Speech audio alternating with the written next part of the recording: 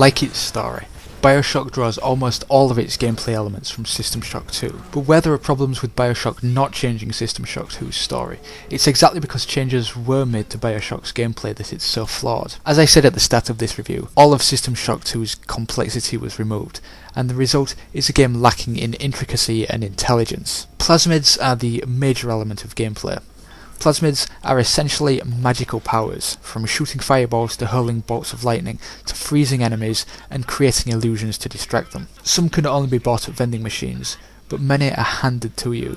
These abilities give you more ways to fight your enemies, making the game more interesting and diverse than a standard guns-only first-person shooter. And you can use them in conjunction with weapons for some cool results. For instance, you can zap someone with an electric bolt to stun them, and then smack them in the face, or catch enemy grenades and throw them back the way they came with telekinesis. But the coolest thing about these abilities is the way they work with the environment.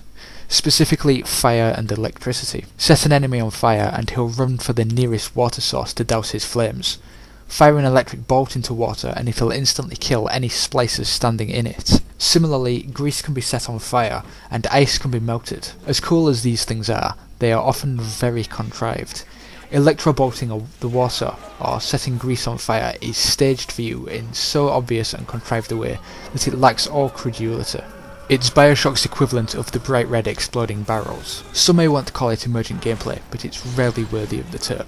When a bunch of enemies jump down into a pool of water, or several enemies are standing on a grease spill, it's blatantly deliberate, scripted design. Another big problem with the plasmids is that, although there are 10 or whatever of them in the game, they all fall into two categories. You're either attacking enemies with them, or distracting them with crowd control type powers. This means there's a lot of overlap in terms of functionality, but worse, they aren't well balanced. These 2 points combine to mean that many of the plasmids can easily be ignored.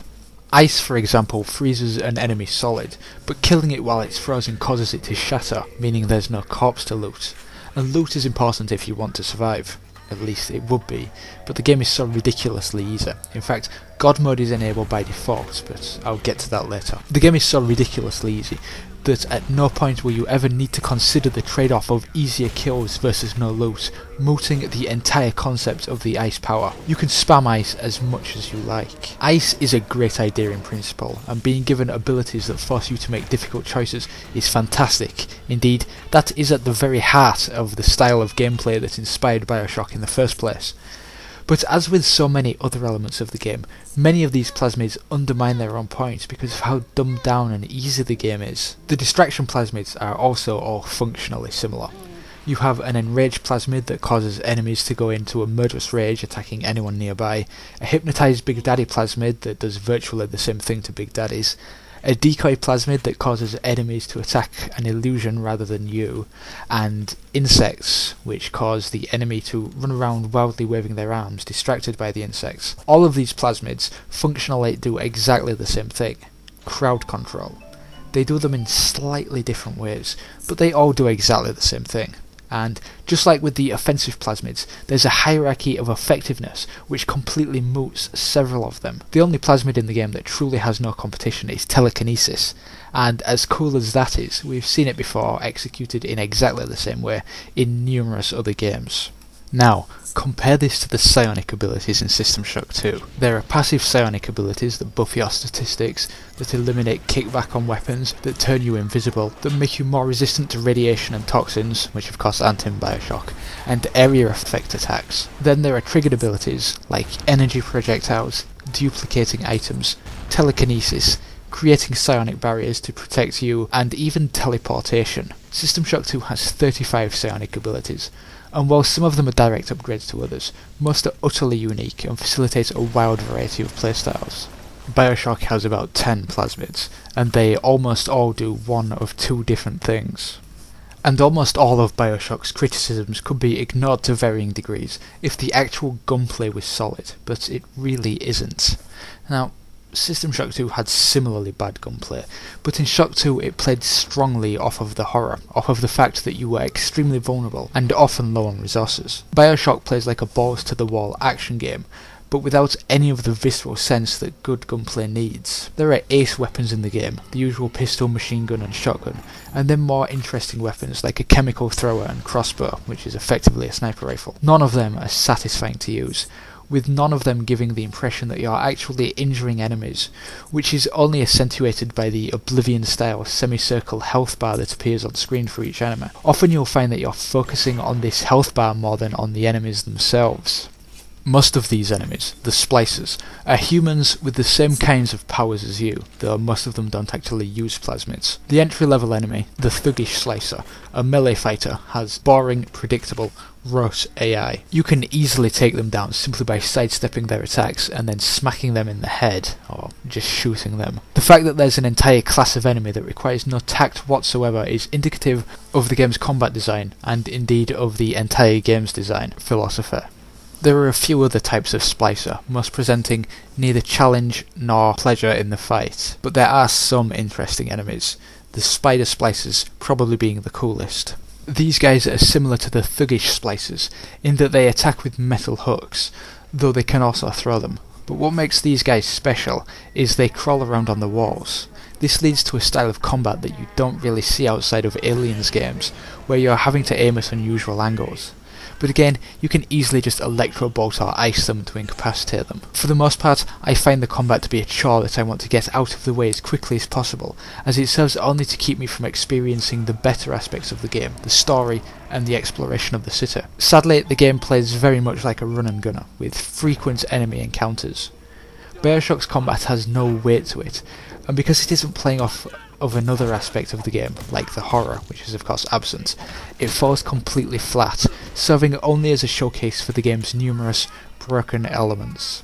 But one thing I really love in BioShock are the gene tonics. Gene tonics are essentially what you get when you implement RPG-style stats without using any numbers. These gene tonics are all passive abilities, and like plasmids, many of them are free, but some can only be bought. They fall into three categories: combat, engineering, and physical tonics. Combat tonics are things like Armoured Shell, which effectively increases your health.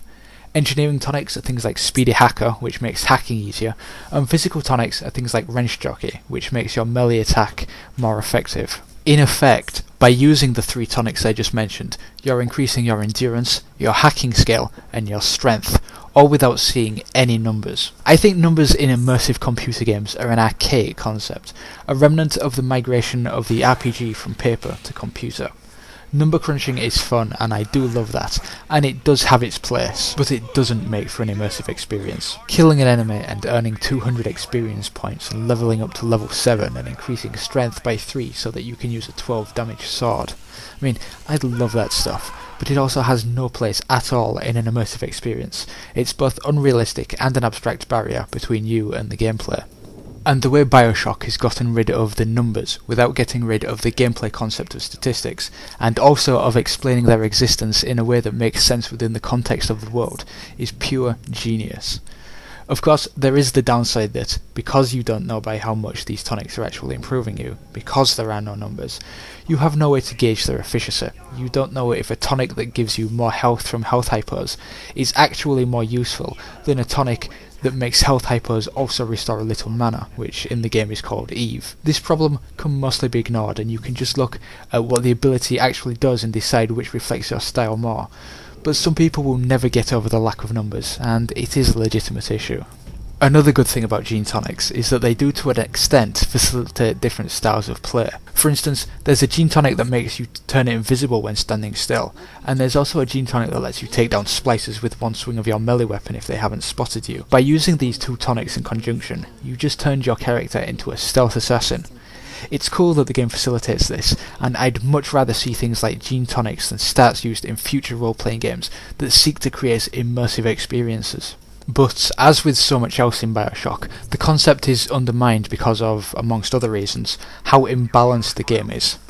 I mean, sure, you can go to the effort of stealthing, but it's so much easier, not to mention quicker, to just gun enemies down. If you look at games like Vampire the Masquerade Bloodlines, Deus Ex, System Shock 2, or even Crysis, the different playstyles are all balanced, and balance is so vital because we gamers are such efficient creatures.